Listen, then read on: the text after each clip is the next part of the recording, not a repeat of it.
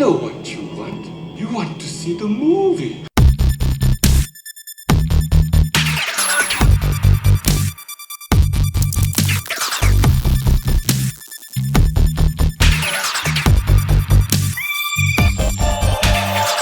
Okay. So, new podcast format, right, Brandon? Are you ready? Mm-hmm.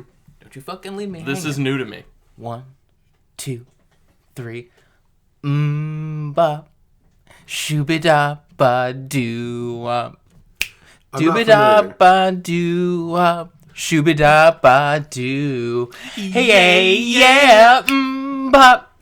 Shooby-da-ba-doo-wop. Shooby-da-ba-doo-wop. Dooby-da-ba-doo. Hey, yeah. And welcome back to the Real Obscure Podcast. Woo! Nailed it. Oh, God, I saw that got those me going. spikes come up with his That got me going. exaltation. That got me lifted. That got you in the mood? Fucking lifted. So, like I said, welcome back to the Real Obscure Podcast. I'm your host, well, one of your hosts, Anthony Trick Baby Trevino, and sitting next to me, Brandon talking by Freeze. I'm not taking part in any singing. Okay. that's okay. That's fair. It's okay if you don't like fun. Yeah. And right that's across cool. from me. Nick Rock and Roll High School. Oh, Okay. Alright. shit. All right. Okay. Yeah, We're daddy. getting real musical. And today, we're talking about Matthew Bright's 1996 film, Freeway, starring Kiefer Sutherland and Reese Witherspoon. Now,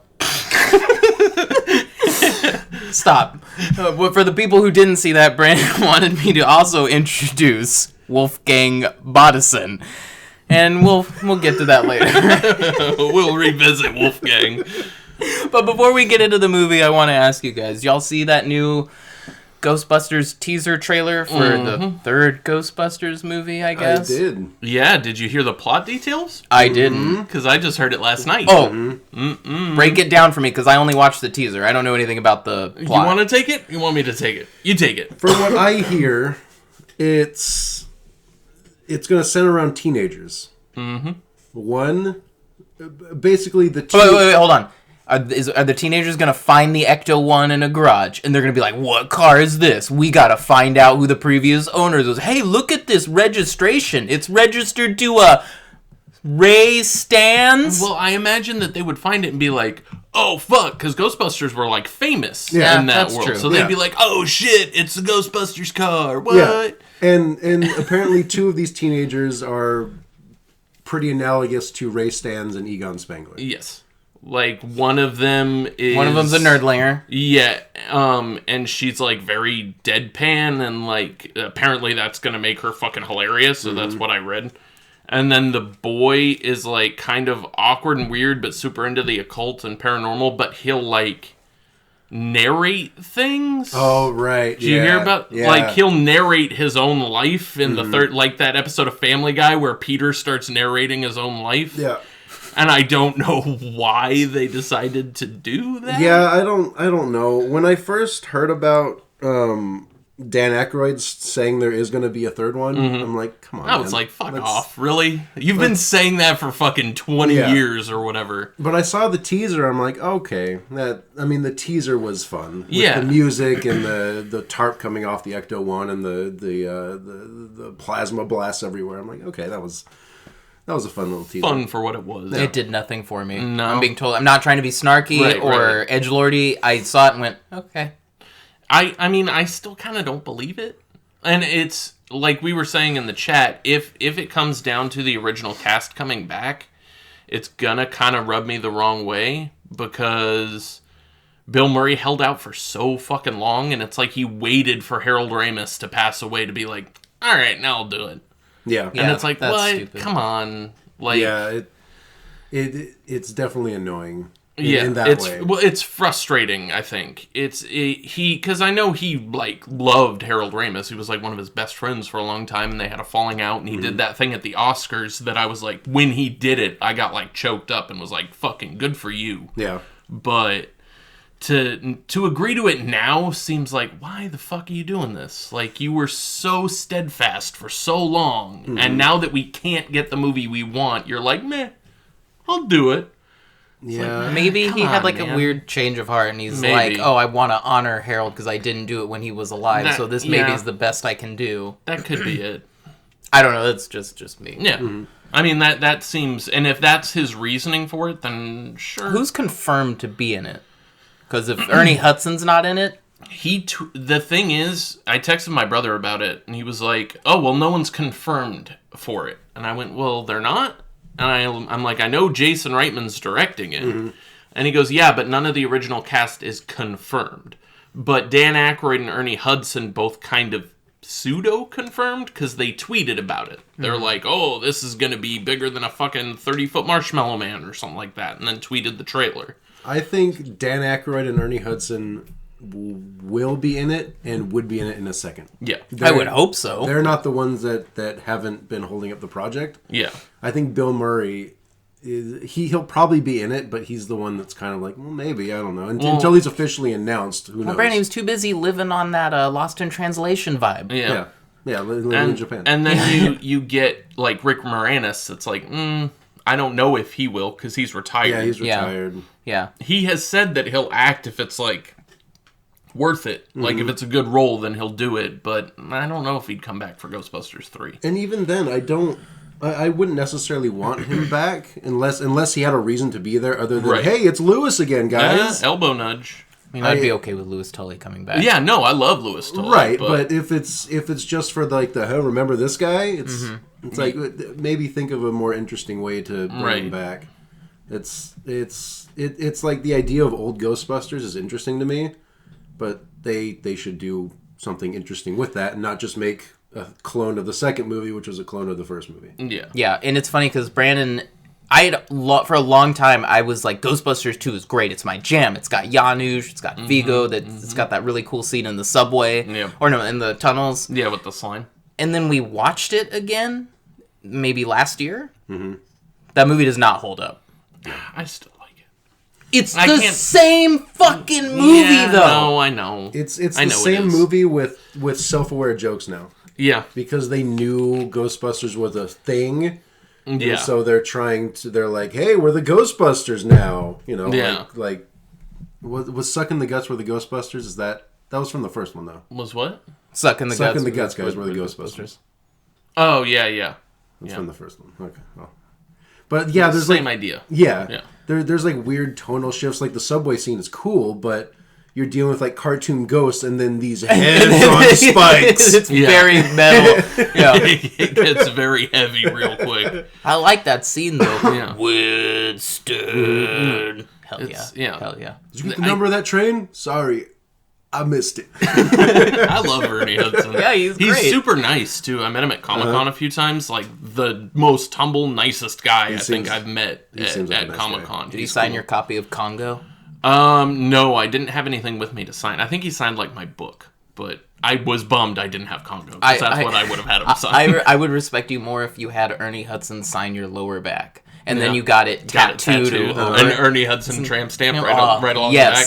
I have too much hair back there. Yeah, you know what? Me too. Yeah. And it's becoming a problem the older we're getting. Mm-hmm. You make him handwrite "Bustin' makes me feel good" and sign it, and then tattoo it right above, right on the lower back. That's right. So when you're being an extreme power bottom and you're pushing back, you have to say, "Read it out loud! Read it out loud!" And then Megan's like, "Bustin' makes me feel good," and then you're like, "Yeah, turn it!" And then you put that song on repeat where it just goes bustin', bustin', bustin', bustin', bustin'. It makes me feel good. That edit of that song makes that song better. It's the greatest song of all time during that when it's that edit. Mm-hmm. Yeah. So.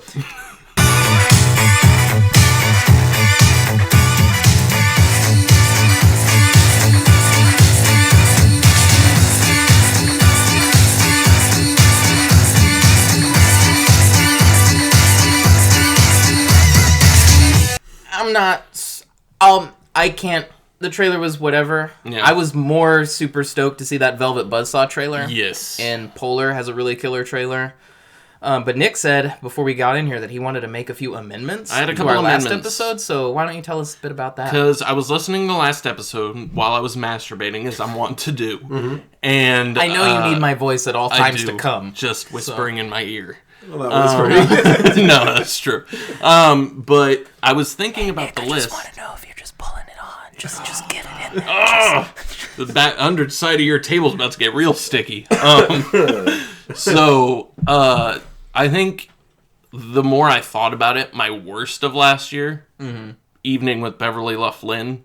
Okay. Because I saw the DVD and was like, oh yeah, that piece of shit exists. I forgot. Like, Littlest Strike was bad, but at least there was like cool effects. There was something to it. The only thing Beverly Loughlin had for me was Matt Berry, and he was still Matt Berry in a shitty movie. Not even Craig Robinson? No. Like, he was fine, but no. All that Aubrey movie Plaza? is bad. No.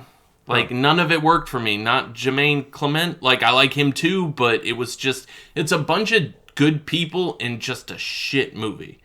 And just, no. Did you like The Greasy Strangler? I didn't see Greasy Strangler.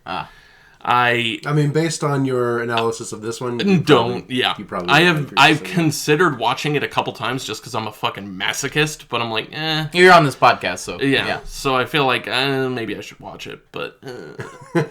I don't know. That would probably be my worst of 2017 based on Evening with Beverly Loughlin. But then my favorite is still probably Mandy, but I saw Hereditary and it's real fucking close because that movie, good lord. Yeah. The only way I can define it is as like an emotional terrorist attack. Yeah. Like, it's just so draining because I remember when you guys went and saw it, you were both like, that's a draining ass movie. Like, it takes a lot out of you. And I'm like, the fuck are you guys talking about? Like, I know the movies that we've seen. Like, there's no way this one is that. Nick sat down, he turned around, he's like, whatever, these fucking losers. These fucking pussies. Yeah, cowards. And then I sit down and halfway through it, I'm like, I need a fucking smoke break, man. Like, this is... It is. That movie requires, like, a smoke break, a J.O. break. It's something. Heavy stuff. Like, and I was reading about the director and what he was trying to achieve afterwards, and he was like, I wanted to convey grief and sorrow realistically in a horror setting. I'm like, fucking home run, dude, because that's what you did. Yeah. You feel like it's a family drama first and a horror second, but the stuff that they get, it's just so heavy, like emotionally, like the things the mom says and the way they are, like, you're watching the disintegration of a family and you feel it. Yeah. And it's like, oh, good lord. Yeah, it's rough. Yeah, but it's extremely good. Like, it's a rough movie, but very, very good. Like, just the cinematography, the effects, the setting, the plot, the characters, the feelings it evokes, just everything in it. I think, it's probably my number one. Yeah. It's extremely well executed. I don't think you'll have any pushback on that in this room. No. Mandy's still probably my Mandy's favorite. great. I think Mandy for me is more fun just because it's fucking crazy acid head Cenobite bikers. Like, that's my jam. I'm all about it. But I think Hereditary, at least for me, had more to it. Like, it was more emotionally investing than Mandy. At least for me personally. Okay. I might fight you on that. Okay. But not on this podcast. Yeah, no. We're gonna fight on the patio after. No. All right. Strap our wrists to the bar and just start punching each other. Does anybody have any other amendments? Oh, I said on the last episode, I called the epilogue of Wiener Dog the prologue, and that is incorrect. Yes. The prologue comes first. It does. So that's my amendment. Prologue's at the beginning. Yeah, that's my amendment to this episode. Brandon, do you have one? No, I'm just going to wait like 2 seconds so there's dead air so I can edit that out to still make you sound wrong. Fucking asshole. Fuck you. I'm just going to talk over you the entire time. Fuck you. No! Fuck you. Fuck you. Yep, anyway, so today we watched Freeway. Cut that out. That's all I needed. That's all I needed. The magic of editing. Why would you edit that out? It was an accident. Oh, Nick, Because it's funny. you're the It's funny worst. to be needlessly mean. You're the worst. All right, so like we said at the top, we watched 1996 Freeway, directed by Matthew Bright. Now, Nick said he found out a little bit more information, so I would like to also point out that we all dropped the ball on notes, so we are freewheeling this episode hard. Well, and that's okay. I also think it's one of those movies that it doesn't really have a tradition. I mean, it has a narrative structure, but it's just kind of like, even while Megan and I were watching, I'm just like, things happen.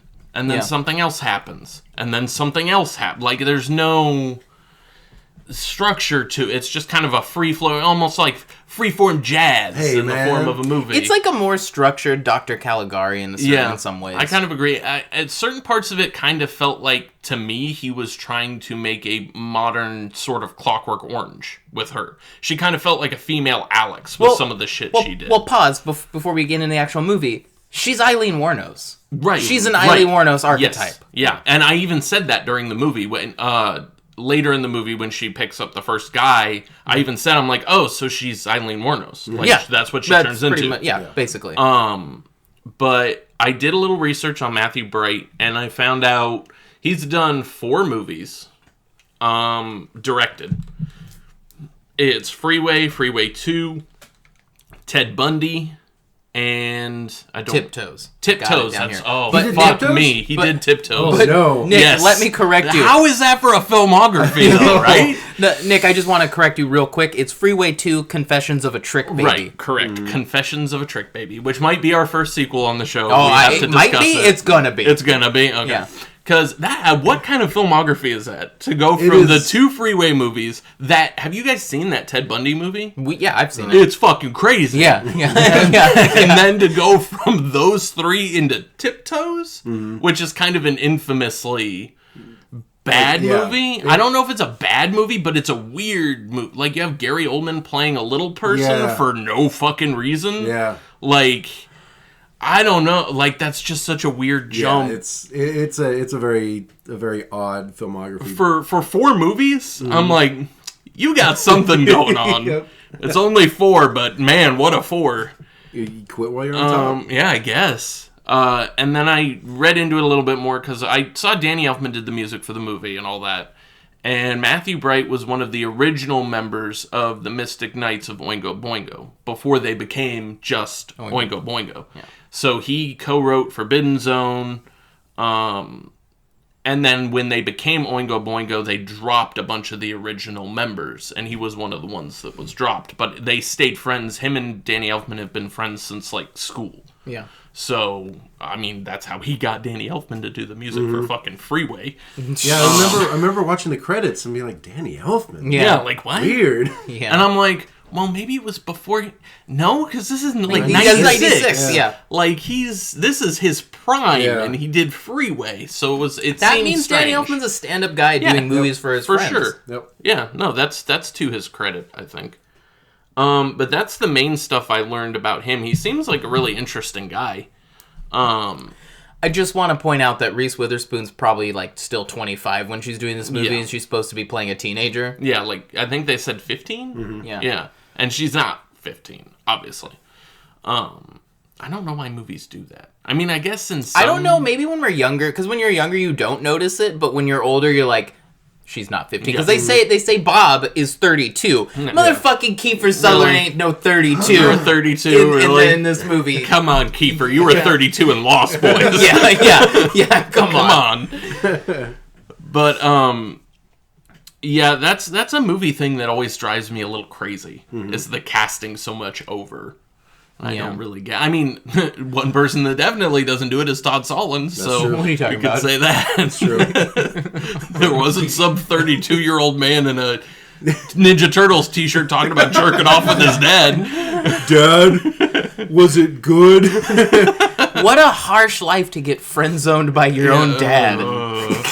I don't know if we need to delve back into that dark corner of Solond's mind. So this movie opens with, as we've seen many times before, with some sick intro credits, some little red, what would you call it? White trash Little Red Riding Hood being chased by the big bad wolf. That's pretty much this movie. It's kind of just a retelling of Little Red Riding Hood. But the Red Riding Hood stuff is so on the nose. No, I was just like, like what are you when talking they introduced about? Sutherland, he's like, my name is Bob Wolven, whatever. Wolverton. I'm like, oh fuck you, like really? The entire movie, Brandon kept going, huh?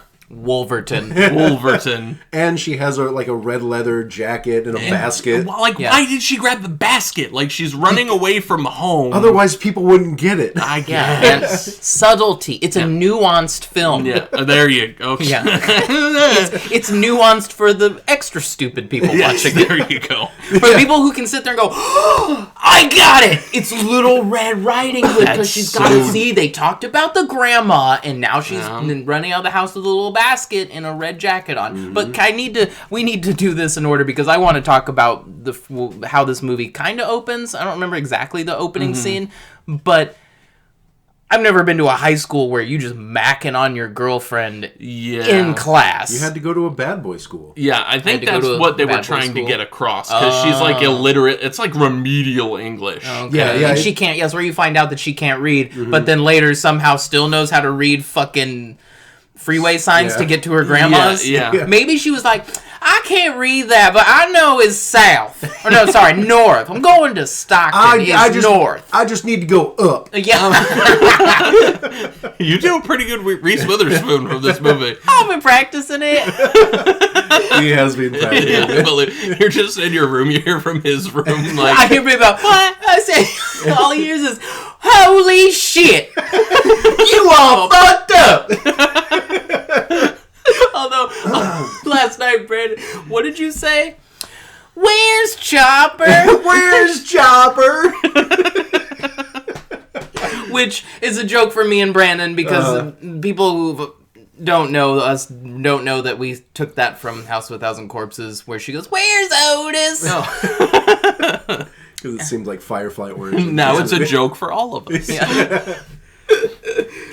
So they're macking on each other in class, and she's like, hey, you can't do that. Read what's on the board or whatever, and she can't read, so we find out she's illiterate, which, looking at, he wrote a movie called Gun Crazy that Drew Barrymore starred in, which is about, the synopsis is a white trash high schooler gets her boyfriend released from prison, or her pen pal released from prison. Like, I feel like this is just his thing. Yeah, just white he's like Rob Zombie before Rob Zombie.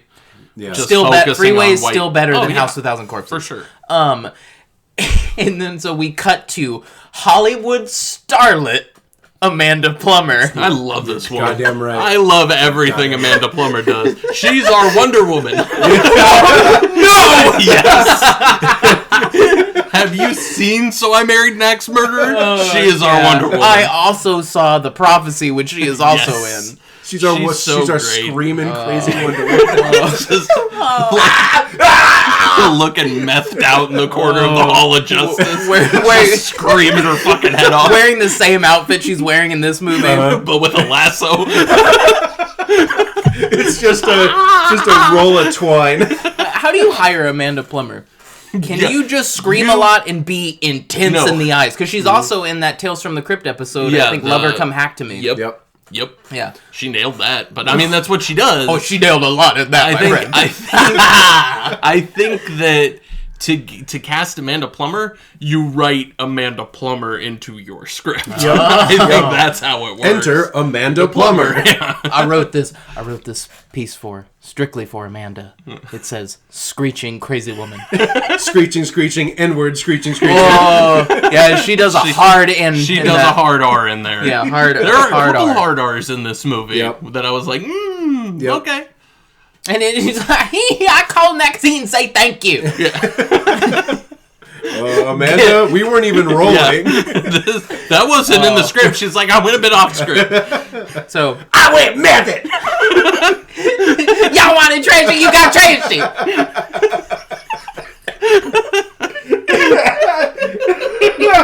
Unsubscribe. That's on her resume. Y'all wanted trashy, you got trashy. Her reel is just different. Her saying different racial slurs. And like a trashy white trash accent. Yeah.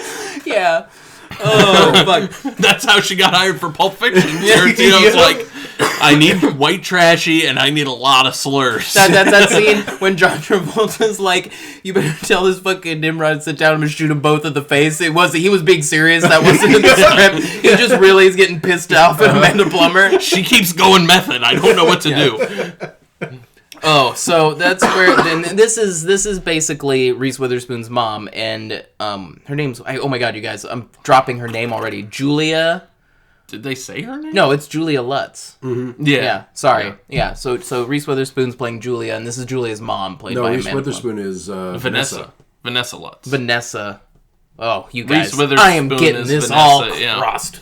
Yeah. Reese Witherspoon is Vanessa, and I think the mom's Julia. No, I think her name is Vanessa Julia Lutz. Okay. I think it's her full name, because when she's beating up Mesquita in prison, she's yelling her full name over and over. Oh, but we're is she? jumping ahead. Yeah, a little bit. So we're introduced to Amanda Plummer, who plays her mom, and then her stepdad, who is this really excited tweaker that I'm pretty sure that they got from a theater group, because he's super really overacting. going into it. Yeah, he's acting just as wacky as the Albert Fish stand-in and Dr. Caligari. At this point in the movie, I was like, this is gonna get really obnoxious really fast. Because Amanda Plummer and the stepdad are just cackling like fucking maniacs, and it keeps going to close-ups of them just cackling like lunatics. Well, I'm like, I'll okay, accept I get it from Amanda Plummer. Yeah. I don't like this guy because with Amanda Plummer, I'm gonna be honest, her crazy screeching just seems normal. Yeah. Whereas this guy's like, yeah, it's he's really forcing. He really had to force it out. Mm-hmm. Yeah. So she's hooking at the time, right? And Amanda Plummer. Yeah. Yeah, well, she's out there still hooking, but she Vanessa's in the house, or is it an apartment? Mm-hmm. It's a house, right? They keep saying apartment, right? But I thought it was a hotel room. Yeah. So I don't know. It's a gray strange. area. Yeah. But she's reading like a newspaper, and I'm thinking, hey, they said she was illiterate, so does she Yeah. just like looking at words on the paper? Yeah, or she likes looking at the pretty pictures. And her skeezy stepdad's trying to do what all skeezy stepdads do, I guess. He's trying to, have sex with her. Yeah. Meanwhile, Amanda Plummer's out there just like, all right, what you like? And it's this goofy-looking dude with some glasses and some greasy hair, and she's like, I bet you like to get your wiener sucked. Yep. And I was like, ma'am, could you not refer to this Sold. as Sold, madam. You said the magic word. No one. There's nothing sexy about somebody saying, I just want to suck your wiener. Excuse me? The driver just looks at her in silent, and then you see the door unlock. Yeah. You can go. And then he pulls a South Park on her. Freeze! I'm a cat. That's the best bit on that show. That So she gets busted for hooking. The cops swarm in, and they go inside to grab everybody else. She's like, no, I gotta go inside. My husband's gonna blah, blah, blah. You don't want me to wake him up. Oh, yeah.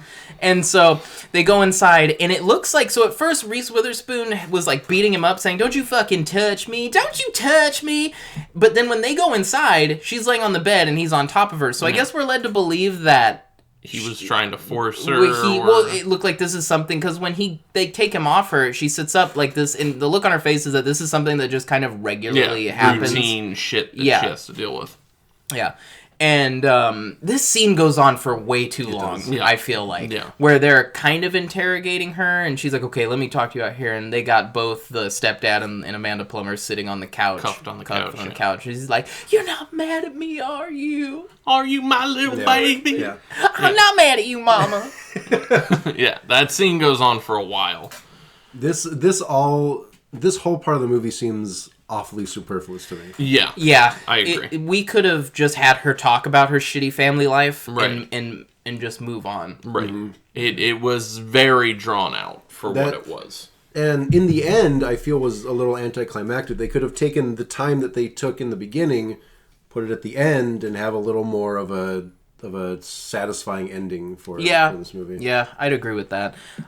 So basically, they take Amanda Plummer and the stepdad away, and the social worker comes over, because we're led to believe that 25-year-old Reese Witherspoon is a 15-year-old. Yeah. Mm-hmm. And Brandon... It's the maid from Two and a Half Men. This is the part where I got a little distracted, because I was trying to make tea for my girlfriend and I. So what happens? She cuffs her to the... Yeah, the social worker walks inside, kind of tells Reese Witherspoon to pack her bags. We're going to take you out to find you another home. And so Vanessa, Reese Witherspoon, leads her into into her into her bedroom, where she kind of distracts her and then chains her to her foot to her bed. Yeah. So the social worker can't leave. Right. And she seems not too. She's like, no, this is great. If somebody tried to cuff my ankle to a bed, I'm punching you in the goddamn face. She was kind of like, "Are you serious? Like, Yeah, she's don't like, do Vanessa, this. come on." Well, then that just means she's a shitty social worker. Yeah. Well, it was funny because she cuffs her to the bed, runs out into the bedroom, and like gathers a bunch of stuff. Realizes she kind of cuffed her wrong, so she's facing backwards. She's like, "Oh, hold on, I'll fix you." Yeah. She sets her on the Here bed. you go. And then she's like, "Don't just if you scream loud enough, someone will come and help you." Yeah, if you scream loud enough, the manager will hear you and he'll come Yeah. help you. Right. Yeah. Using the moment she leaves, I'm just gonna grab the closest thing. I'm gonna throw it through the window. Yeah. help me! Yeah. And then she Just steals... you get up and try to drag the bed out of the bedroom attached to your leg. So then Reese Witherspoon steals her car. She grabs her red wicker basket. Everybody. Wait, hold I on. don't get it. Red Riding Hood. Okay. Oh, Yeah, because she's Subtle. going to her grandma's. Red Riding Hood. Yes. Okay. Yes. So she grabs I a thought we were just basket. talking about Red Hood. No, not the Red Hood. No, not the red No. hood. What a weird start to Under the Red Hood. This is a different movie than I thought it was. So she grabs a basket, goes out, steals her car, and then she goes to meet her boyfriend Chopper to be like, "Hey, I gotta take off. You should come with me." And he's like, "Nah, I got court." Well, she She shows shows up and he's getting into a confrontation with these three or four guys. Yeah, 3 or 4 gang members that look to be of the Hispanic persuasion, and they're like pushing each other. And Nick getting looked over into at it. Brandon. Is that how I was supposed to Is say that it? the right way? Is that the right way to say it? Don't bring me into this. I'm out. I'm not going down with you. So Wait, hands down though, this is my favorite scene. the senior. Yeah. Okay. So she talks to him and goes, "You should come with me." He goes, "Nah, I got court. I can't go." And they're like, "Okay, love you. And he gives her his gun and is like, sell it It's when from you Spain. go. Yeah. Oh, it's from Spain? Yeah, he says sell I it. missed that little detail. Yeah. Well, Yeah. everyone else did too, because what does that matter? Yeah. Why do you have a gun from Spain? Did you go to Spain gangbanging and get a gun? Like, I don't... He went He was gangbanging his way across the continent. He went to GangCon. Oh, okay. It was in Spain that year. God. And she took the gun and leaves. And then as soon as she leaves, the gang members that were hassling him come back, drive by, shoot him, and he dies with his hand down his Oh, pants. it's the best. from No, chain- but hold on. Let me set this Okay, scene for you. go She for it. leaves, and the dudes he had been beefing with are rolling back down the street in their car, and they roll up on him, and he turns around. And the guy takes a gun out. The dude driving is practically flipping him leaning off. over the guy in the back. He's just flipping him. He's like, "Yeah, man, fuck you." It's like, this is ridiculous. All these extras were like getting into it. Like, Yeah. "Fuck you, man." And Chopper goes to reach for his gun and goes, "Fuck, I gave it to fucking Vanessa." And he gets shot with his hand down his pants. Full Al Bundy pose. And he fell back into the fence, and for a second he kind of looked down like, oh, am I cool? Like, I think I'm cool. And then there's a hole in his chest, and he's like, I'm not cool. I'm not cool, I'm man. gonna go die on this sidewalk. Yeah. And then he does this weird, like, shuffle walk over to the gutter and then falls down, and it was a very, like, amateur acting death. Yeah. Because he, like, fell and then was like, oh, wait, I need to go limp. And then his arm kind of fell funny and his face fell. That actor's gone on to do a ton of stuff. No, he has. Yeah. He's like, he's like a TV guy, right? I think he's in a lot of TV, but he was also Shocker in Spider-Man: Homecoming. Oh, yeah, he was. Yeah, he was. A more thorough podcast would have gotten this Right, information, right. but that's not this Not podcast. us. Go somewhere else.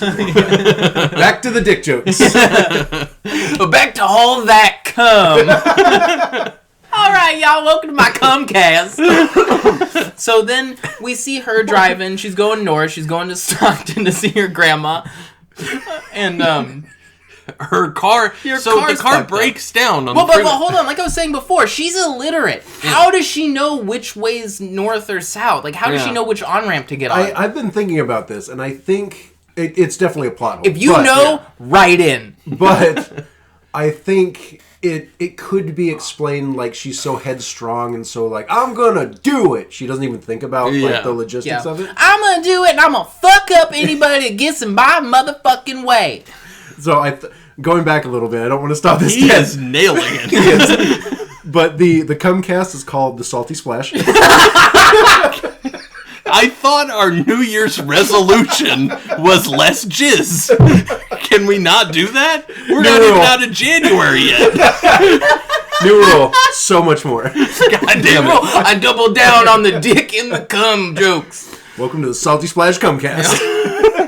Oh, hi, Mom. Hello, Mrs. Rock. Hi, Mom. So her car breaks down on the side of the freeway. Which is weird, because she just, like, stole the car. Like, why did it die, like, immediately? Because plot device. Okay. That, and again, I think if it needed to be explained, I don't think Amanda Plummer took great care of that car. No. Well, no, it wasn't Amanda Plummer. It was the maid from 2.5 Men. Oh, right. That's where she's from. I said that already.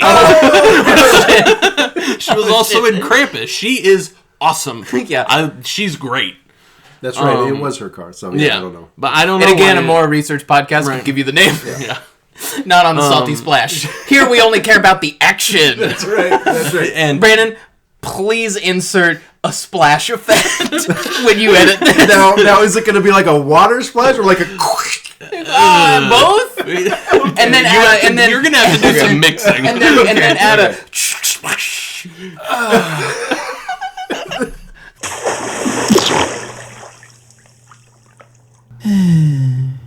And then, God damn it. Oh fuck, it's on the carpet. oh my god.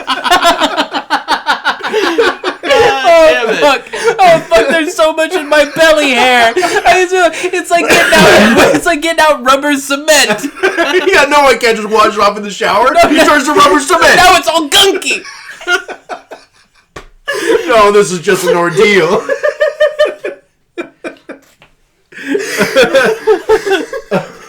It got in the lint in there. Now it's like paper mache.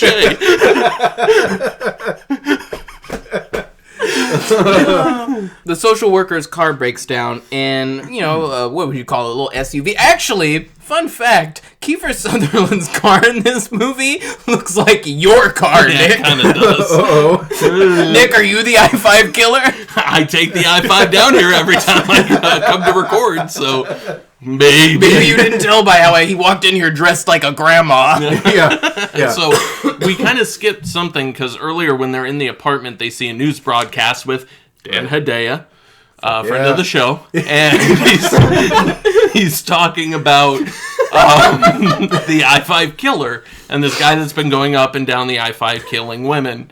And one thing I do kind of want to say off to the side, this was a thing I said to Megan, was Dan Hedaya seems to be the only one that thinks he's in a real movie. Yeah. Because Dan Hedaya is a fucking professional. He is a pro. Although I do like the idea of Dan Hedaya being like, oh, I like that Real Obscure podcast. He's sitting at home, he goes, they called me out. Honey, there's a new podcast out. Oh, it's called Real Obscure. They called me out. Was it for Night at the Roxbury? No, it wasn't for Night at the Roxbury. It was for Freeway. Of all the fucking movies. We're sober today, guys. Yeah. So yes.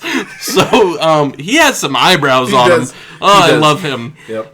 He looks like that dad who's really cool, but you don't want to fuck with. Oh yeah. Yeah. See, and that's another thing about this movie is it's full of people that I really like. Him being one of them. Mm-hmm. And so her car breaks down on the freeway, and then SUV pulls over, and it's Kiefer Sutherland, and he offers to help, and he goes, "Oh, your car is done for. Like, I'll give you a ride." He does that movie thing where you pop the trunk, you jiggle something, and then go, it's dead. Nope. Although I would like to point out, Kiefer Sutherland plays a piece of shit in this movie, but he's good in it. Yeah. I like him in it. I think most of the people in the movie are good in the movie. It's just the movie they're in it's Freeway. And I don't know. But he says, hey, I'll take you as far as LA because she's trying to go to Stockton. And they get in the car and they take off.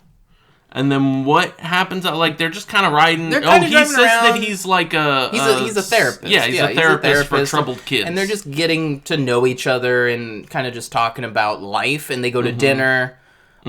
He feeds her. That part just seemed kind of that's another thing that seemed a little superfluous was the dinner scene because all the stuff they talk about could have easily been handled in the car. I felt like, but one thing I gotta say, she pulls out her wallet and shows him a picture of her dad. Yep. It's fucking Richard Speck. It's Richard Speck. I said that to Brandon. I was like, her dad's Richard Speck. Yeah, I said that, and Megan's like, "What?" I'm like, "Richard Speck, like mass murderer guy." Like, why would they? I mean, I guess kudos to Matthew Bright for just throwing in weird little details to shit, but that was a strange nod to Richard Speck. That was weird. Yeah, weird call out, Freeway. Yeah. And then Megan goes, I think I had that same wallet in high school. And she's like, I think I had that same tank top in high school. I think I had that same picture of Richard Speck in my wallet in high school. I think you did. No, not me. I meant Megan. No, I meant you. Maybe. It might have been. Oh, and so yeah, they're talking in the car, and he's trying to get in her head, but he's doing like the nice guy thing. Yeah. Like, hey, I'm just, Well, he's trying to like ease into it. Right. Yeah, he's like, don't talk if you don't want to, but it sometimes helps to talk about these types of things. Good. It's, and then the questions start, right? When they get back in the car, and he's like, these are going to be some intense questions, but it might help. It might be therapy, whatever. And this is one of the few scenes, like, it was really uncomfortable and unpleasant, but it felt the most serial killery he got, because it was very much like, I'm going to make you uncomfortable. I'm going to have power over you by doing this. But this is, so the scene like this is exactly why I didn't think so many of the scenes in the house that Jack built were as impressive. Because I've seen it in other movies. Yeah. And this is a great example of that. Yeah.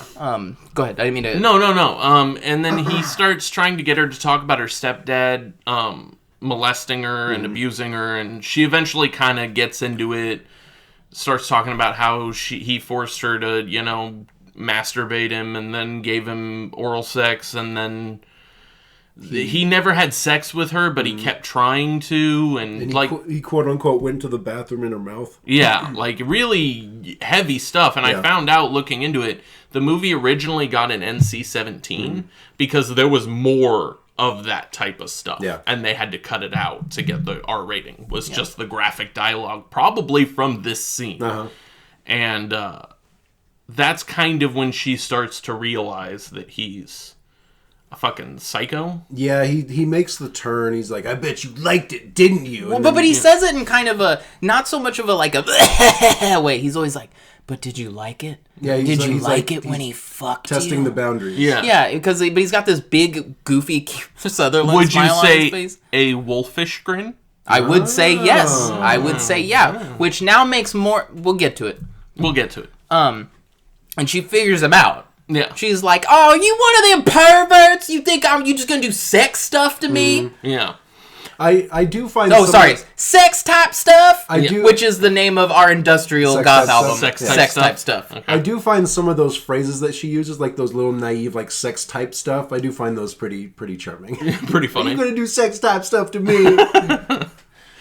And so then he pulls out a razor and cuts her hair off.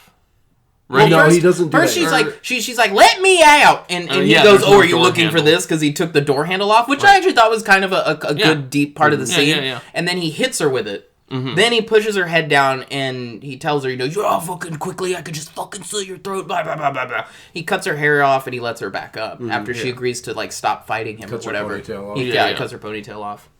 And then he starts, like, ordering her to take her pants down. And she...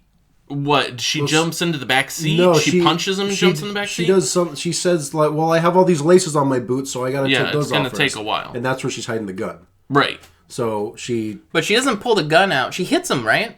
I thought she hit him and then dived jumps into the back seat. then and he pulls was the gun out. Yeah, and then puts it to the back of his neck. And we talked about this last night with the people we were watching it with, because I couldn't tell. Do you think he's legitimately scared, or do you think he's playing up the fear angle to try to get her to not...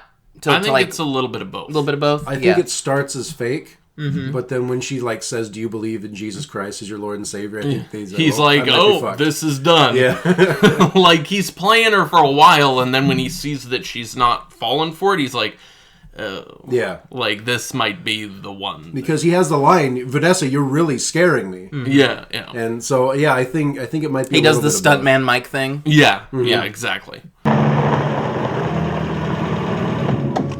Now, Bob, I know there's a lot of sick guys out there that get all hard thinking about messing women up. Hell, that's all you ever see on TV. But when a guy goes and does that stuff for real, like you was planning on doing to me tonight... Vanessa, I was just trying to Look, scare you you. had your turn to talk. Okay, I think it's only fair to let me get my 2 cents in. You're absolutely right. I'm sorry. Please, go on. And when a guy goes and hurts someone who never hurt them, that makes him a criminal first and a sick guy second. It's like being sick has to take second place to being crooked. And Bob, you're crooked. You proved that to me tonight. Am I making any sense? Yes. There's so much I want to tell you. Bob. Vanessa, look, there's so much more to me than what you Bob. saw tonight.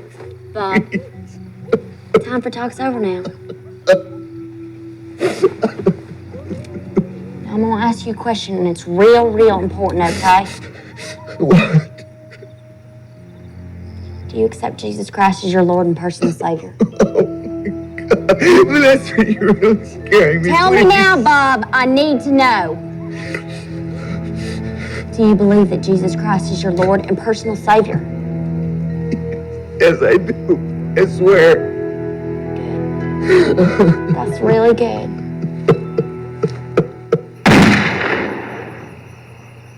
And then she shoots him in the back of the neck.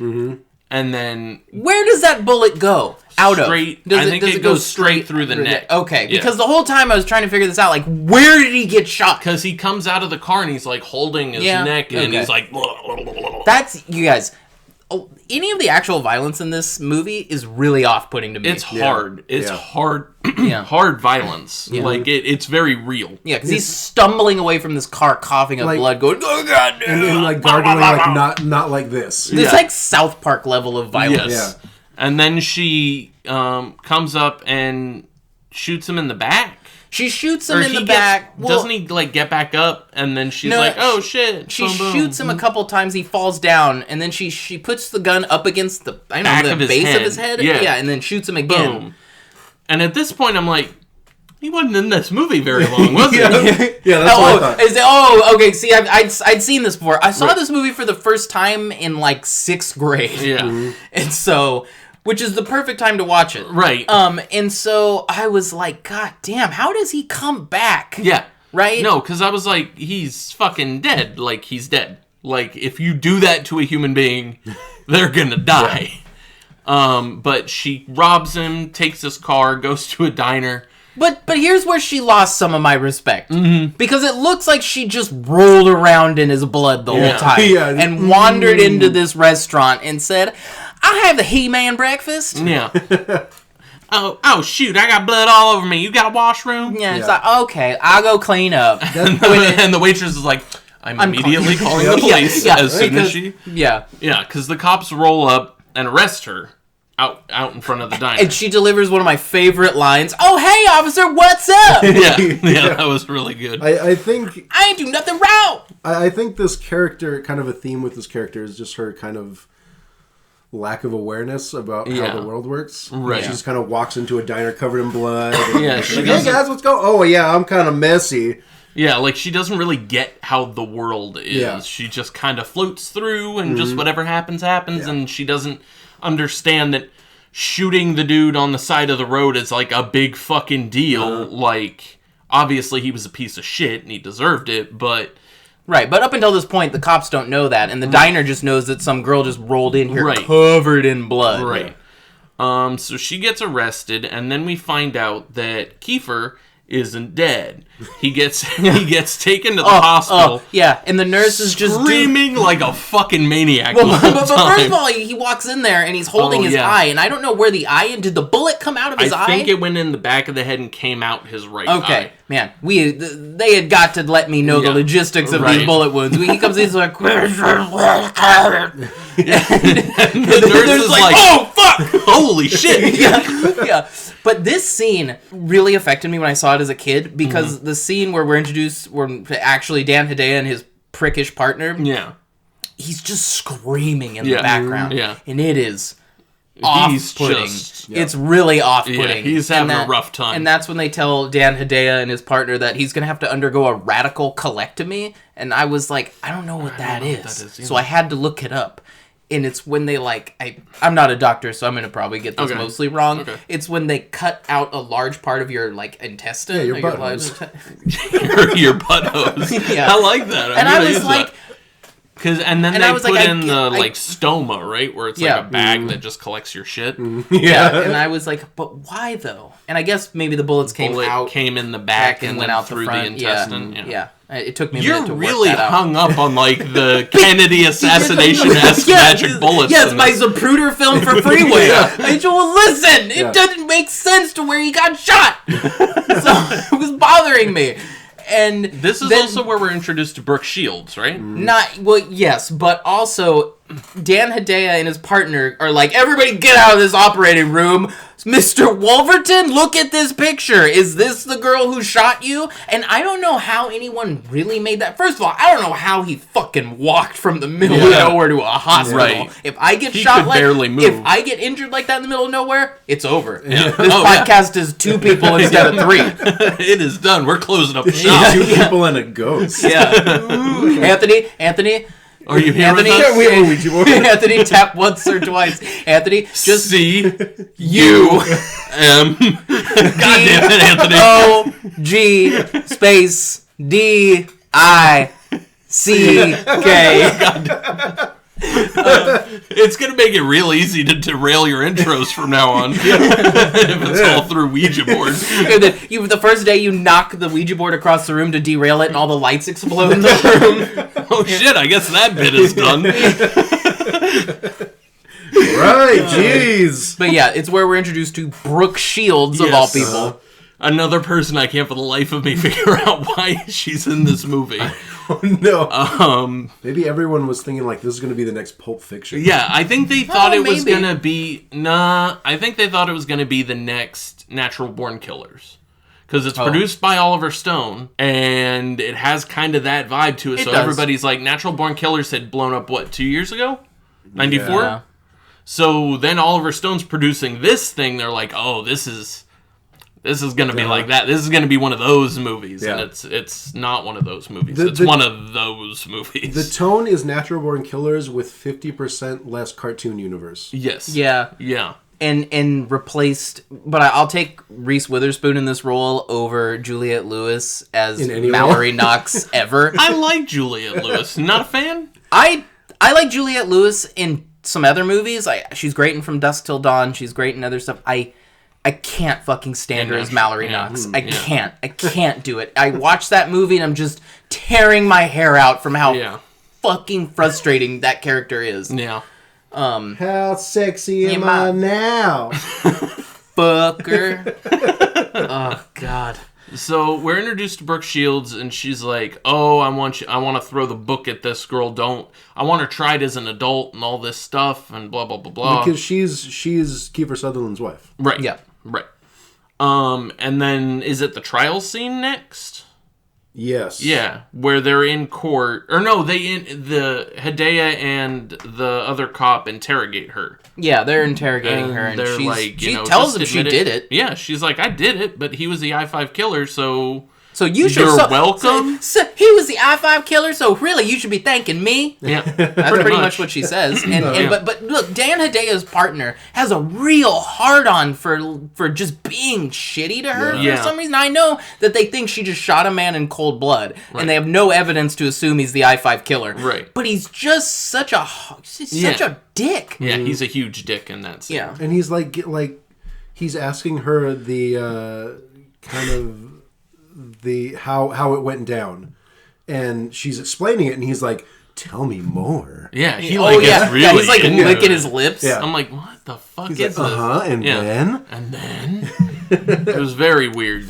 And so this scene kind of ends with him calling her like she was born to be a prostitute, and then as you end classical scenes with the use of the N-word. Yeah. Oh yeah. She calls him the N-word and she hits him. Yeah. And then Which, by the way, I think if you did in any real PlayStation, oh yeah, it's you'd over. get fucked up. Yeah. But then he's like, don't call him that or something like that. And she's like, well, I don't appreciate being called born to be a prostitute. Doesn't feel good, does it? And it's, I kind of get it. yeah, like, it's obviously not something cool to do, but, I mean, he started it. I mean, You heard it here first. He said some pretty horrible shit to her, so I think she was just trying to make a point, because, I mean, her boyfriend was black, Nick's so I don't think in that defense she's of racist. using the N-word No. just happened. All right. No, that's not what I said. It's gonna be real fun editing. Not what I said. So then after that is the court scene where she's in the jumpsuit in the courtroom and they wheel Kiefer Sutherland in, and he's just, I can't believe a video gun made such a mess of somebody. Yeah, because the first thing she says when she sees him is, holy shit.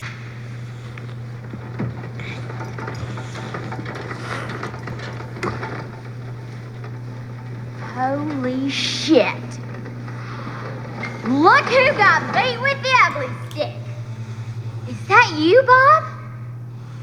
I can't believe such a teeny weeny little gun makes such a big mess out of someone. You out of your mind?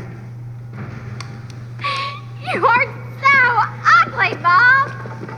You know it's gonna cramp your style with babes, big time. You know that, huh? Especially little Miss Priss over there.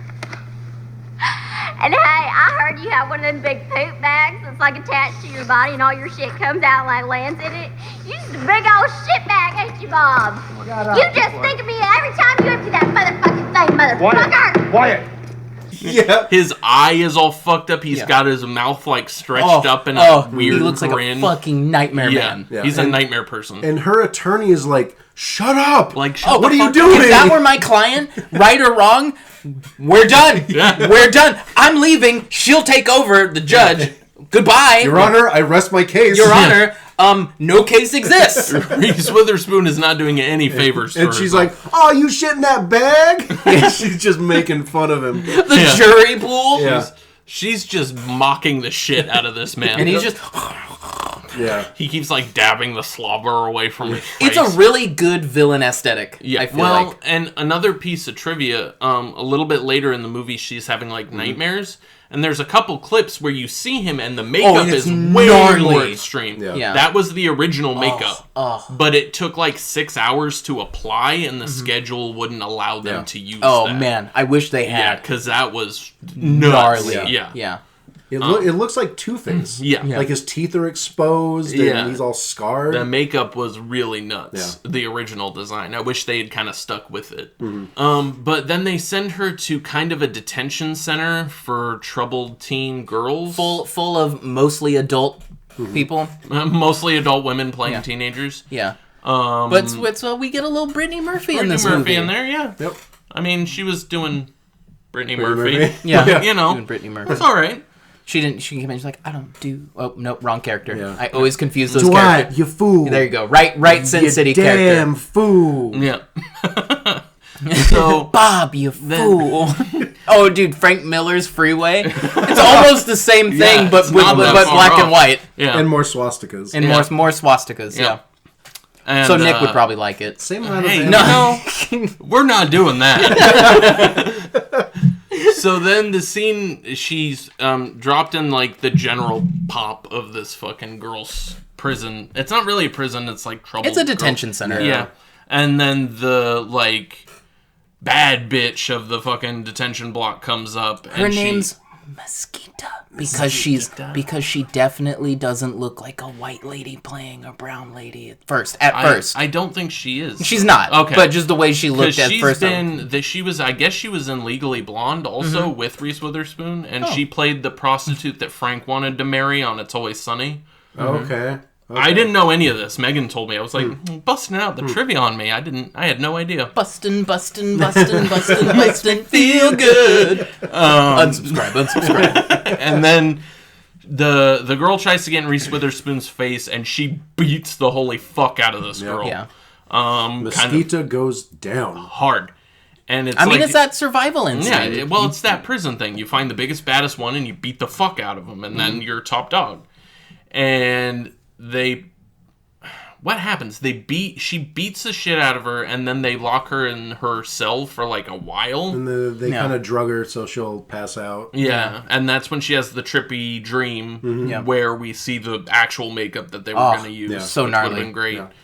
Yeah. And It's just kind of a requisite weird trippy dream that you there's see in these nothing too movies. special Level about it. laughing They release her faces. back out.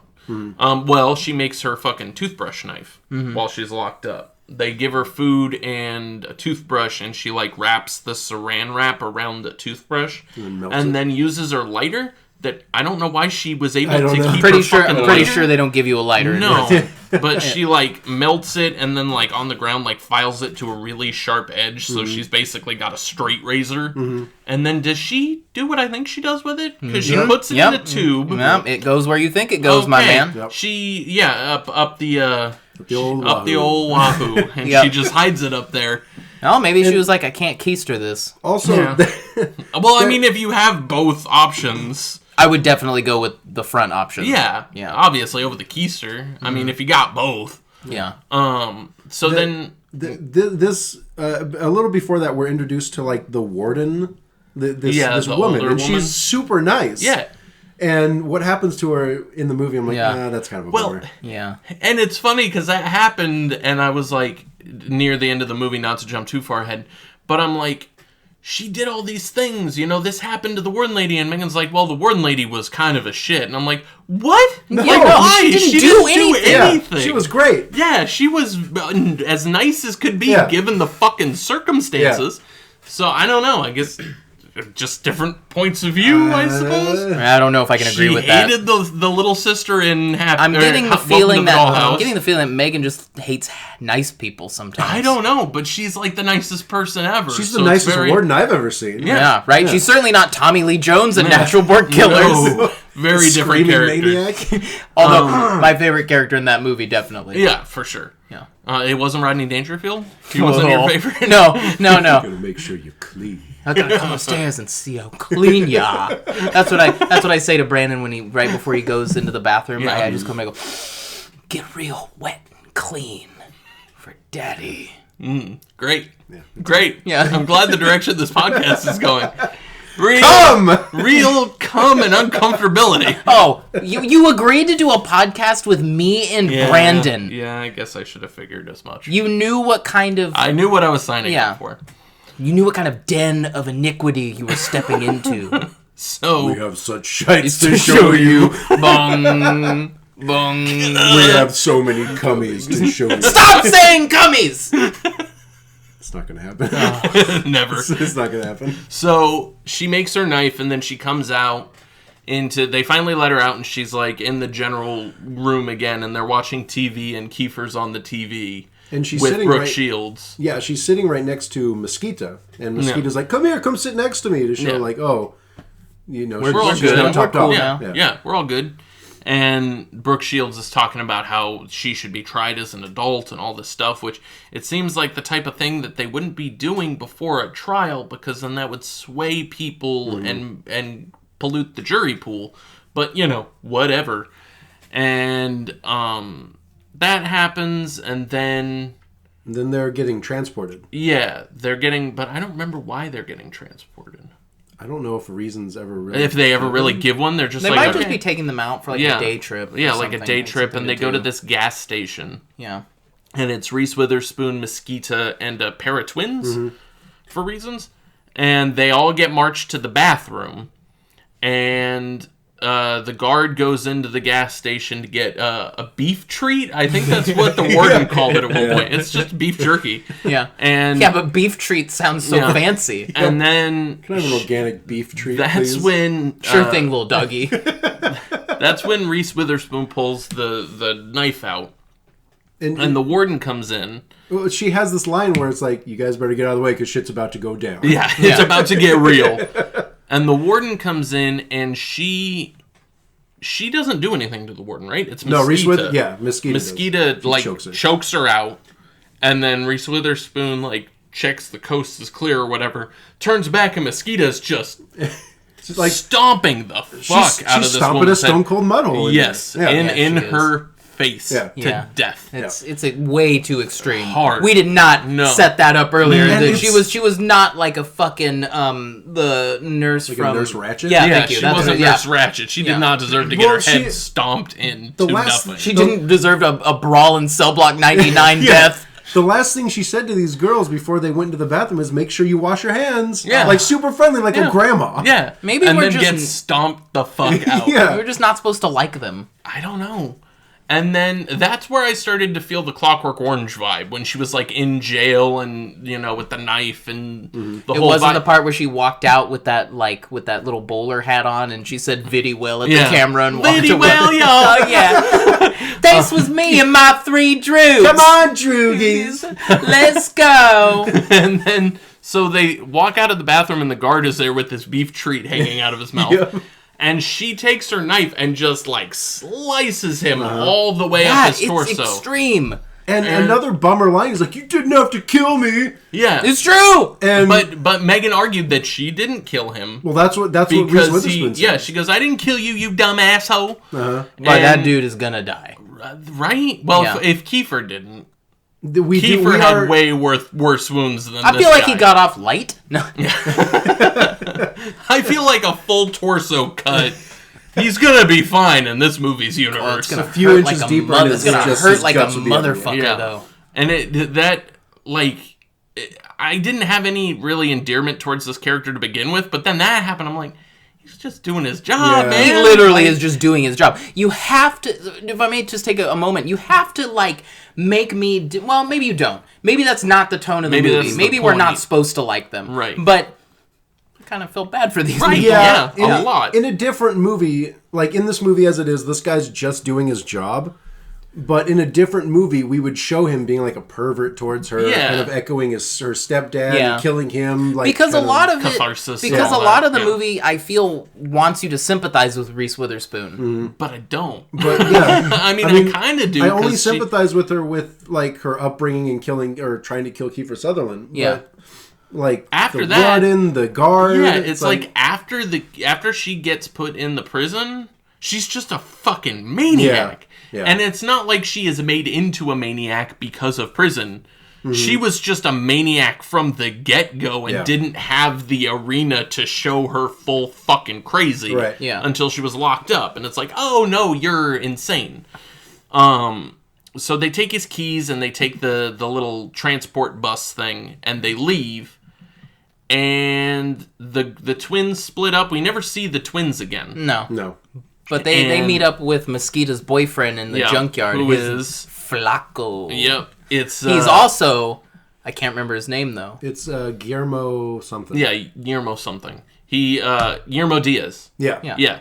He's in Half Baked. He did a movie about what's his name? Dennis Alcala, the dating game killer. Oh. He did a movie Rodney about Alcala. Rodney Alcala. Sorry, I always get that mixed up. But Were you yeah. mixing Dennis Rader and No, Rodney? it was Dennis Nilsson. Oh, and yeah. him. But no, he did a movie about him recently that I want Oh, to see. interesting. It looks like he does a really good job. He's a good actor. But this is an early role for him, so This he's is only way in it for early. like 10 Yeah. minutes. Yeah. But he's Mosquito's boyfriend, and He's Cuban B in Half Baked. yeah, and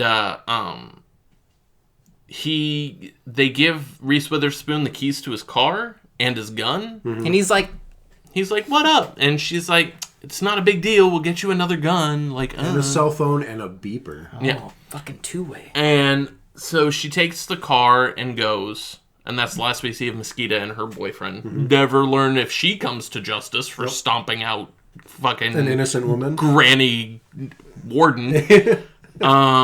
So she's back on the road heading to her grandma's house. Because remember, that's what this whole fucking movie was supposed to be about. But we took this weird Clockwork Orange side road. Real side note, though, she talks about how her mom didn't talk to her grandma because I guess her mom threw acid in her grandma's face and she Yeah. held a grudge for a long Something time. like that. No shit. Yeah, that'll happen. If one of you threw acid in my face and I was like, no, Rachel! And I became Harvey dented you. If you two-faced me, I'd be pretty pissed yeah, off. no, that's fair. Yeah. Then you have a cool new face. Also, the whole time... No! That's not how that works! We kind of glossed over some of it because Hideo and his partner are kind of They're slowly piecing it together. Right, they're interviewing her classmates, and it's like, well, they seem to be cool with her. But like, she's not crazy. That scene was weird. But, well, yeah, because they're like talking. Or the girl was like, yeah, I just don't know why she was so mad. I was just trying to jerk him off. Or whatever. Yeah. And then she, I'm like, what high school is this? Yeah, and then she stands up, and it's like a real close crotch shot, Yeah. and these really tight pants, and she's got a brace on her leg for some reason. And he just lingers on it, and I'm like, I'm pretty sure Voldemort shot this scene. Yeah, it was really weird. But here's what gets me. When they're piecing it together, that she was attacked and that Kiefer Sutherland is the I-5 killer, they go and find, what was it, the lock of hair? Yeah, her ponytail. At the scene of the crime. At the scene of the crime that we found, like, months later. I don't think it like, was months. They didn't even look for it the first time. It seemed like that'd be the first that step. feels like that's the first thing you would find. Yeah, that is true. But then he finds it, and it's like, oh, her story's starting to come together, and then they go to search his house, and, Brooke Shields is there, and he's like, hey... I'm not going to make that joke. Oh, no, pause. No. Everyone pause. Make the joke. I can't. Make the joke. I literally can't. I'll edit it out. Yeah, No. he will.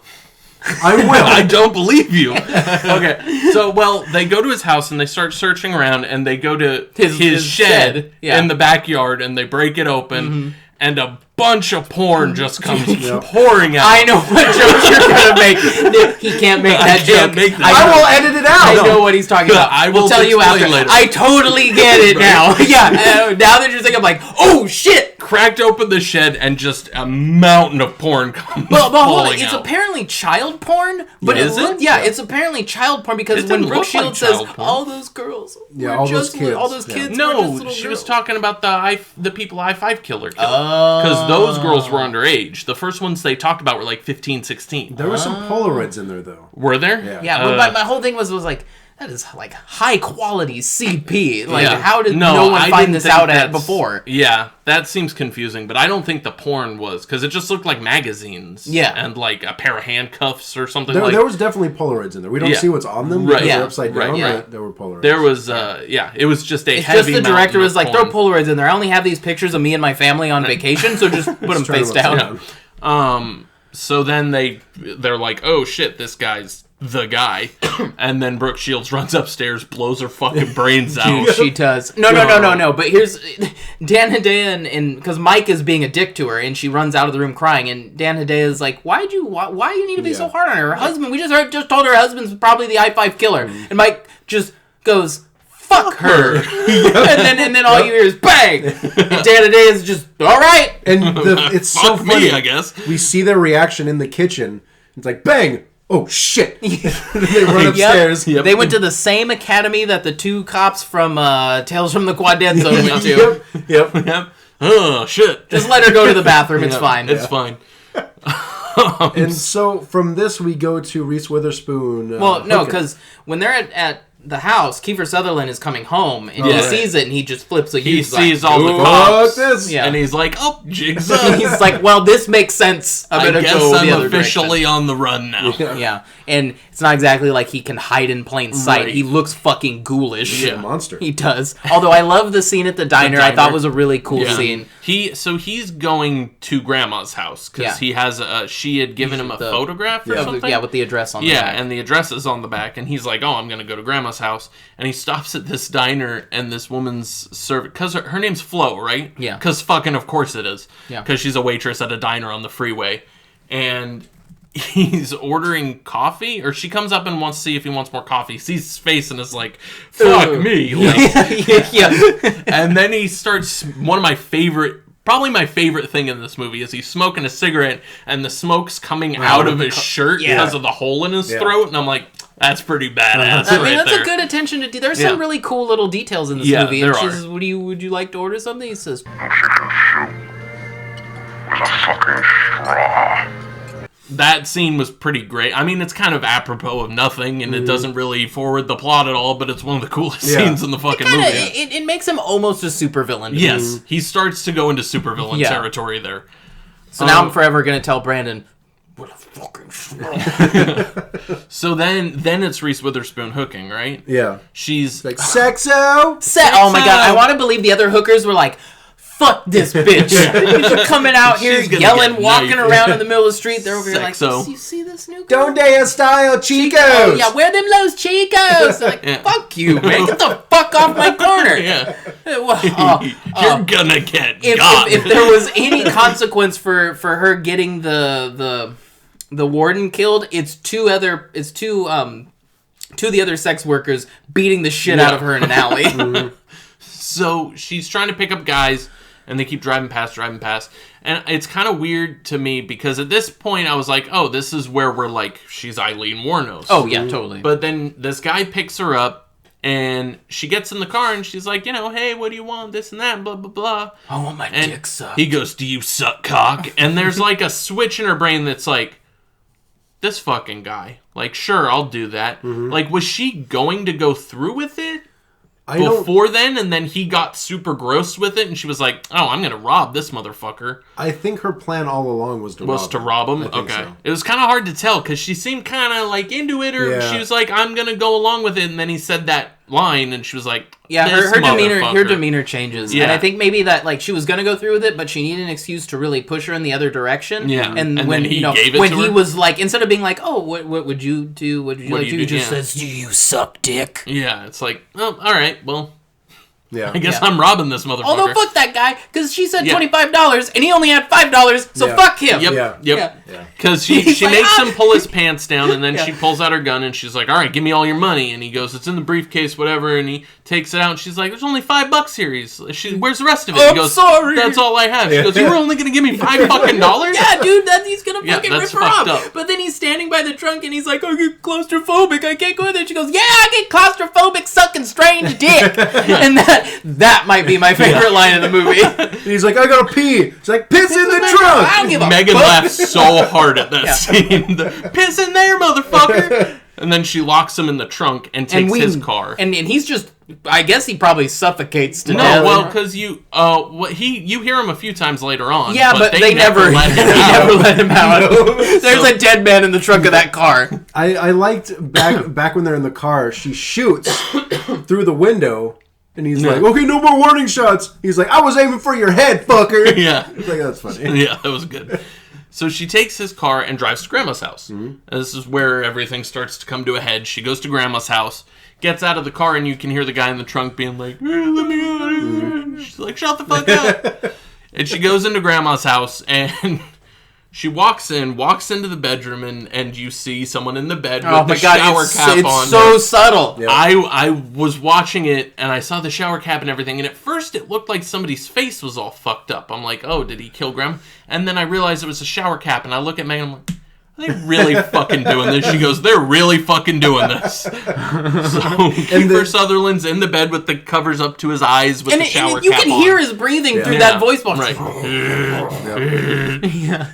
And then I'm trying to remember what the reveal is. She Well, says something. she says, I'm your granddaughter. I'm here to take care of you forever and ever. And then she looks a little closer and she goes, she says something to the effect, real fucking clever, Bob. Yeah, And like- she figures it out like that. Like, you got some bad fucking teeth, Bob. Yeah, that's what she says. Yeah. And then she looks over and Grandma's naked and And dead. strangled. And she's so she dead. died screaming. She's so dead.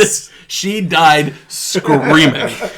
And she's like, you killed my grandma? He's like, that's not all I did to Grandma. I'm like, Jesus Christ, man. And then they have a hilarious struggle through Yes. through the trailer house, through the mobile home. And then Hidea and his partner kind of pull up because they figured out where they're going. But it's a lot of them running around the trailer park going, holy shit, holy shit, holy shit, holy shit. And she's struggling with Kiefer in the mobile home, and he's just shooting the gun off randomly through the whole mobile home, and bullets are flying out, and Hidea and his partner are like diving behind shit. And then she... Yeah, it's a real Mel Brooks comedy moment. Yes. And Very Blazing Saddles for about 5 minutes. This really With necrophilia. yeah. Probably what might be my favorite character, the neighbor comes over. Hey, Oh, yeah. extension cord, and then he gets shot. And he stumbles in front of Dan and Dea in his partner's car. They just ignore him. He just dies. And I was watching it, I'm like, the poor neighbor. Yep. He was just bringing Yep. over. You He know was what, just though? bringing No, her no. an extension cord. You know what, though? And Megan went, you didn't give a shit about Grandma getting raped and murdered, but you care about the neighbor bringing over the extension cord? Grandma might have... Go ahead. But listen, They were already fighting and shooting that gun off. Yeah, that's If I true. hear that and I'm coming over, I'm like, oh, I'm going to go give Brandon an extension cord. Bang, bang, bang. I'm not going to Brandon's. Yeah, I'll give him his extension cord fucking later. I'll call 911 from the safety of my home. You flipped me on this. He had it coming now. He deserved it. He literally walked into it. He should have known better. So God, there's so many superfluous things happen in this movie like that. Chokes, or she strangles Kiefer. Because does she get the extension cord from him? I don't remember what she strangles him with. It's a little unclear what she strangles him with. But Maybe she just strangles kills him him with out. that old Yeah. lady moo-moo. Yeah, chokes him to death. And then, the end of this fucking movie, she comes out, and she sits down on the porch, and the cops walk up, and they look in, and they see everything. They're like, oh, shit! And then they come out, and she goes, any of you all got a cigarette? And they're like, and she's like, and it's like freeze frame. It's a sitcom laughing freeze frame to end this despicable fucking movie. Yeah. I'm like, did they really do the sitcom freeze frame laugh? Yeah. It's like, any of y'all got a cigarette?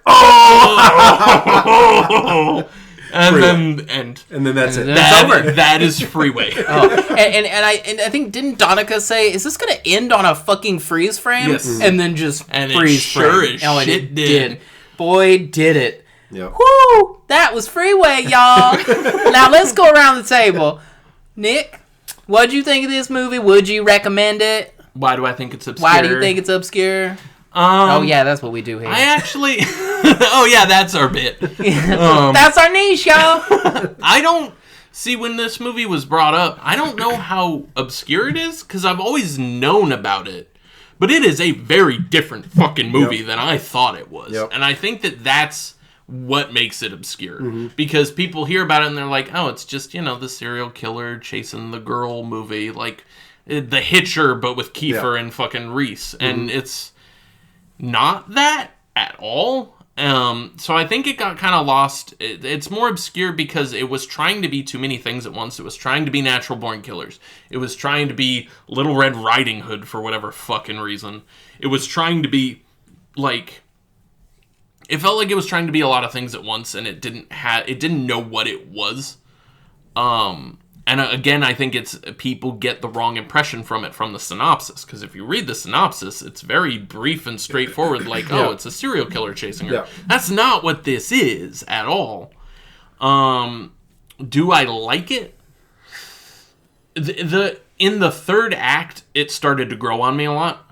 The first act was a fucking misery. Like, it was, like, just the cackling fucking parents and the weird shots. He co-wrote Forbidden Zone, and we've talked about it. We're probably going to do it on this show. But that act felt very Forbidden Zone to me, where it was just kind of weird shots and loud laughing and just of kind of Tim and Eric-y. Yeah. And it was like, I'm not digging this at all. It's just obnoxious is the word I would use for it. Then the second act, which I would say is after she's caught and in jail and all that, was interesting. Again, for some reason, I kept coming back to like Female Clockwork Orange is how I felt. So that was okay. I thought it was an interesting deviation from the story because it wasn't what I was expecting going into it. And then the third act kind of grew on me when Kiefer kind of goes full supervillain and just it goes off the rails in such a kind of entertaining way, but not a good way, but entertaining. So, I don't know. I'm kind of lukewarm on whether I like it or not. And I guess I'd kind of give a lukewarm recommendation. I came in today expecting to be like, I don't recommend it. But the more I think about it and the more I kind of digest it, it's fine. It's fun. I mean, there's certain things like you were saying about the house that Jack built. There's stuff here that you've seen in other movies. It's a bunch of other movies cut into one movie over a Red Riding Hood loose narrative. So if that sounds interesting to you, fine. Megan said that it felt like it was written by like a teenager, and I totally feel that way. It feels like this movie was written by like us in high school, and that's fine. I would have been pretty proud of that sucking strange dick line in high school. Get your hands off my anatomy. Oh yeah, my God. No, that is screenwriter dialogue. Yeah. And it's like if that sounds like something you're into, like a high school mentality, sort of just wanna be natural born killers sort of thing, sure, check it out. It's fun. Just get past that first act, because I was not enjoying myself there for a little bit. Brandon? I would recommend it, but based solely on the fact that this could have very well been a B grade Hitcher. It could have easily been that, but it did more weird things. It did something that I certainly wasn't expecting. Yeah, I would a lukewarm recommendation, because like Nick was saying, the first third of this movie is kind of superfluous and doesn't really need to be there. It Kind feels of like horse shitty. it feels like kind of a bonus feature on the DVD. Like, hey, look at the prologue. What happened before the movie? And it's just like, That's a good way of putting it. But it's a lukewarm recommendation if you're in for a crazy mid-90s movie. So I think this movie is very much a 90s movie. It's a lot of different things that I think were popular from like the early 90s to the mid 90s. This is what, 96? Yeah. So we're just getting close to the end of the 90s, and it's trying to utilize all these things that probably worked better in other movies. I actually don't think I'd recommend it. Just because I do enjoy certain aspects of it, but there's so little connective tissue that makes sense in this movie, where it's like three different movies smashed together, right? That we're loosely trying to connect to one another. If the movie had been more pared down and more concise in its narrative, like it is just a movie about Kiefer Sutherland, like we can get rid of the whole first act, start the movie where she shoots him, and then the rest of the movie is this kind of interesting supervillain cat and mouse game with him and Reese Witherspoon, would be a better movie. That would be a better movie. And so while there are definitely things I like about it, I don't think I would recommend it to anybody but the two people in this room, and obviously we forced Harmony and Donica to watch it. But I don't think people would really enjoy this movie, and so I would have a hard time recommending it. If you want to watch it, watch literally everything else that you have on your shelf to watch, and then watch it. It's one of those, all right, I got nothing else to watch now. I've made it through everything else. I'll watch Freeway. It's one of those movies that I've been meaning to watch since like middle school, and I just never have, and this gave me a reason to watch it, so that's the only reason I watched it, and probably the only reason I would watch it. Yeah. So, yeah. Yeah. It's kind of a perfect movie for like a bad movie night, because you don't really have to pay full attention to it. You can kind of bullshit over it. Yeah, none of what's us going on. really took any notes. And we were still able to cover the whole thing, because it's not very... Like, it's like you said, it's like three movies crammed into one that's not connected. The one thing I will say that Brandon brought up, it is unexpected. Yeah. If there's one thing for this movie that is a benefit to it, it does not go where you fucking think it's going to go. No, everything happens so much in this movie, but none of it feels like it matters.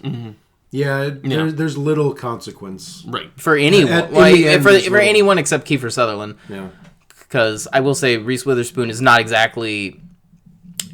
She's not exactly guilt-free. No. And I was like, she's going to jail after this, right? And Megan's like, well, no, because she didn't kill the guard lady. I'm like, we don't know that. They don't know that. Like, They also Mosquito did it, but they don't know that she didn't stomp her that fucking dead man, brains out. that supposedly dead man in the trunk. If he's not dead from heat exhaustion, then he's definitely pressing charges. There's him. There's the guard. There's the warden, who she kind of engineered her death. Right. I mean, she may not have killed her, but she was definitely implicit. accomplice. Yeah, Right, she was that's implicit what in I her said. death. Yeah. Yeah.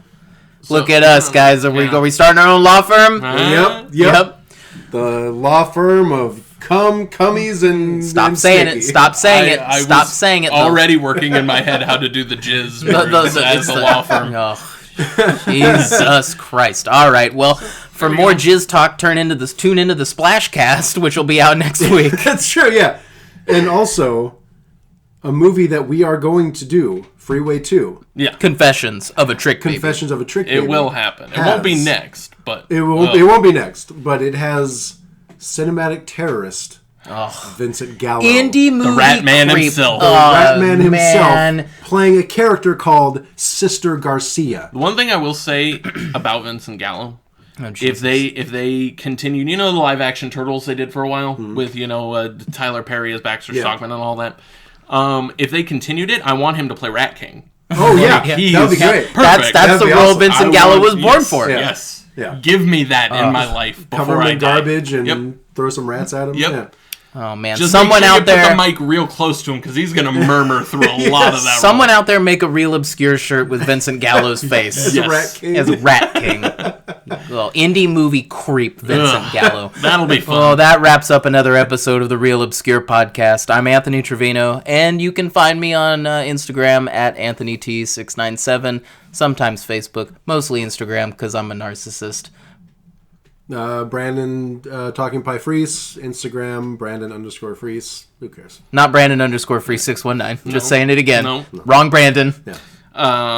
So Nick Rock and Roll High School. I still don't have an Instagram because I refuse.